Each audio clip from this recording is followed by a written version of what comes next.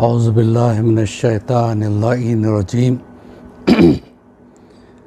बिस्मिल्लाहिर्रहमानिर्रहीम इन्नल्लाह व मलाइकतुहु युसल्लूना अलन नबी या अय्युहल्लज़ीना आमनू सल्लु अलैहि व सल्लिमू तस्लीमा अल्लाहुम्मा सल्लि अला मुहम्मद व आलि मुहम्मद व अज्जिल फ़रजहुम वशुरना माहुम व ज़िदना मुहब्बतहुम। मोहतरम नाज़रीन, अस्सलामु अलैकुम व रहमतुल्लाहि व बरकातुहू। अल्हम्दुलिल्लाह, तरबियत औलाद के हवाले से हमारा ये लेसन नंबर 92, और जैसे कि हर बार मेरी गुजारिश होती है, इस बार भी यही गुजारिश करूँगा कि अगर आपने हमारे चैनल को सब्सक्राइब नहीं किया हो तो ज़रूर कर लें। ये कोई एंटरटेनमेंट वाला चैनल नहीं है जिसमें लोग बहुत जल्दी सब्सक्राइब करते हैं, और ना ही इस चैनल के थ्रू हम कुछ दुनियावी गरज रखते हैं, नहीं, बल्कि ये चैनल सिर्फ़ और सिर्फ आखिरत को अपने जहन में रखते हुए बच्चों की तरबियत के लिए हमने शुरू किया है। आप तन्हा ना देखें, इसको आगे भी बढ़ाते रहें ताकि आप भी मुसलसल इसमें शरीक हो जाएं। तो अज़ीज़ान मोहतरम, हमारी गुफ्तगू चल रही थी कि हम इमाम ज़माना से कितने कनेक्टेड हैं। हमारा विज़न यही होना चाहिए कि हम इमाम की क़ुर्बत हासिल करें, क्योंकि हम खुशनसीब हैं कि हमारा इमाम ज़िंदा है। हमारा इमाम हमें देख रहा है, हमारे आमाल को देख रहा है। हमारे आमाल इमाम के सामने पेश किए जाते हैं, और हमारे आमाल अगर अच्छे हैं तो इमाम खुश होते हैं, वरना इमाम रोते हैं।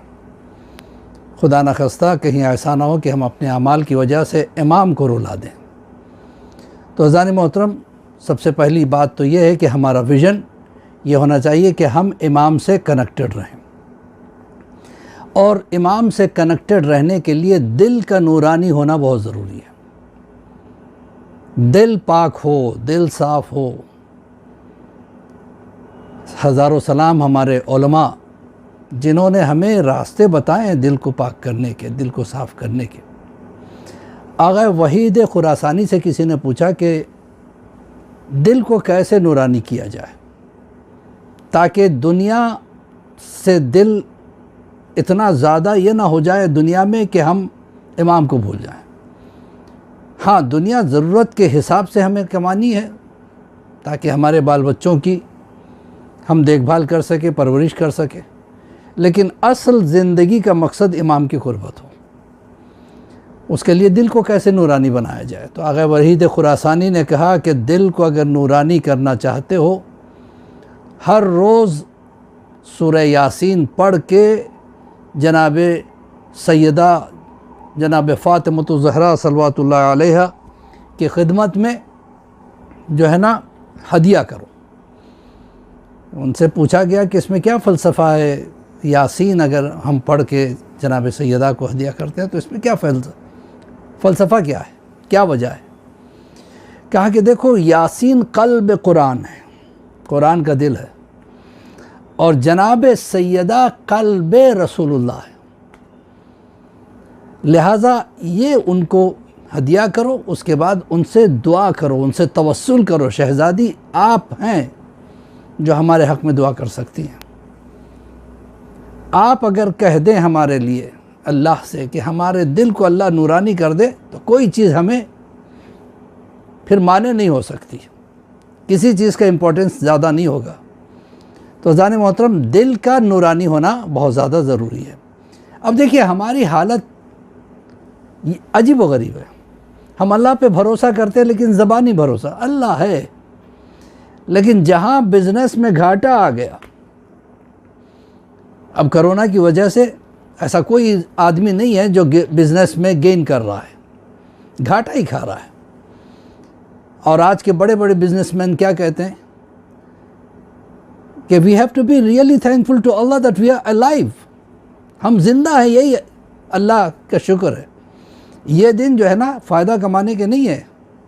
तो अक्सर लोग घाटे में हैं, और जहाँ बिज़नेस डूबने लगा बस वहीं से शिकायत शुरू हो गई, अब हमारा क्या होगा, बिज़नेस ख़राब हो गया, हमारा इन्वेस्टमेंट जितना था चला गया। अरे जो कल दिया था वो कल भी देगा, फिक्र ना करें। हमारी ये हालत है कि अगर हम इंडिया या पाकिस्तान से बाहर जॉब करते हैं और अगर हमारा कफ़ील ये कह दे कि तुम्हारा जो है ना हम वीज़ा कैंसिल करने वाले हैं, तो हमारा रंग फ़क हो जाता है। अब हम जाके इंडिया क्या करेंगे, हम पाकिस्तान जाके क्या करेंगे। ये क्यों भूल जाते हैं कि करोड़ों इंसान आज भी इंडिया और पाकिस्तान में हैं जिन्हें अल्लाह रिस्क दे रहा है। जो सबको दे रहा है वो हमें भी देगा। तो अल्लाह के रज़ा से राज़ी रहना ज़रूरी है। देखिए, एक और बात जहन में आ रही है, आपके सामने पेश कर दूं। आयतुल्लाह मराशी, उन्हें किताबों से बहुत बड़ी लाइब्रेरी आज भी कौम में, तो किताबों का बहुत बड़ा शौक़ था उन्हें। हर वक्त किताबों में डूबे रहते थे और वो जब सोया करते थे तो लाइब्रेरियन से कहते थे फ़लाँ किताब लाओ, फ़लाँ किताब लाओ। अक्सर उनकी किताबें उनके सिराने रखी रहा करती थी। एक दिन कहा, बिल्कुल मरने से कुछ दिन पहले लाइब्रेरियन को बुलाया, कहा ये सारी किताबें यहाँ से ले जाओ। क्या आप भेजेंगे, फिर कहेंगे ले आओ? कहा नहीं, अब नहीं चाहिए, लेके जाओ। मैं नहीं चाहता हूँ मेरी सिराने किताबें रहें। क्या क्यों, क्या हुआ? कहा मुझे डर है। देखिए कितने मोहतात होते हैं उलमा। मुझे डर लग रहा है क्योंकि मैं शौकीन हूँ किताबों का, मुझे डर लग रहा है। क्या मतलब? तो उन्होंने एक वाक़या सुनाया। उन्होंने कहा कि एक आदमी सकरात का आलम था। सकरात के आलम में लोगों ने उससे आके कहा कि कलमा पढ़ो। वो कहता था ला इलाहा इल्लल्लाह और एक तरफ देख के रुक जाता था, कहा नहीं मुझे नहीं पढ़ना है। फिर दोबारा लोग उससे कहते थे पढ़ो पढ़ो, फिर वो ला इलाहा इल्लल्लाह कहता था, एक तरफ देखता था, घबरा के रुक जाता था, नहीं मुझे कलमा नहीं पढ़ना। लोग परेशान हो गए, तो नमाजी परहेज़गार क्या हो गया, इसको कलमा क्यों नहीं पढ़ता आखिरी वक्त में। अचानक वो सकरात से बाहर आया। उसने कहा कि देखो फ़लाँ जगह एक संदूक है, उसको खोलो। खोला गया, कहा उसमें एक कागज़ है, निकालो। निकाला गया, कहा ये कैसे कागज़ है? कहा इसे फ़ौरन फाड़ दो। कहा क्यों, क्या हुआ, ये कागज़ में क्या बुराई है? कहा ये मेरे जायदाद के कागज़ात हैं। कैसे, क्यों फाड़ रहे हो? कहा जब भी मैं कलमा पढ़ना चाहता था, शैतान इन कागज़ात को पकड़ के कहता था कि तुम जो है ना अगर कलमा पढ़ोगे तो मैं इसे फाड़ दूँगा।